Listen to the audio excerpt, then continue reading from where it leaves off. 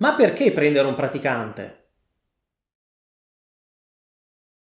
Questo è uno dei tanti video che stiamo pubblicando e che pubblicheremo ancora sui praticanti e sui giovani avvocati, per cui se vi va vi invito a dare un'occhiata anche agli altri. Prendere un praticante richiede due presupposti nella normalità dei casi.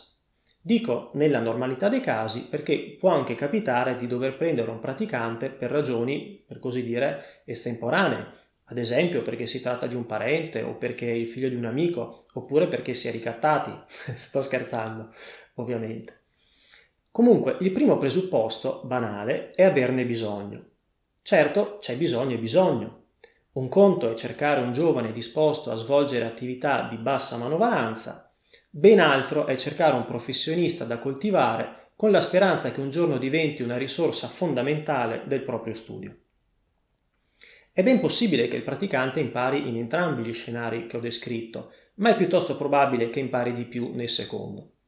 C'è molta differenza infatti tra imparare perché si ruba il mestiere, cioè nonostante il dominus, e imparare perché c'è qualcuno che insegna, con precisi percorsi e obiettivi, cioè grazie al dominus.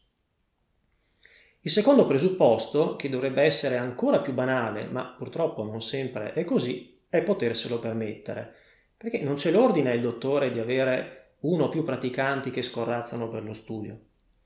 La legge forense, il codice deontologico e il buonsenso sono chiarissimi. Al praticante spettano rimborso spese e compenso. Punto. Vi rimando al riguardo al video che abbiamo già pubblicato sul trattamento economico del praticante avvocato.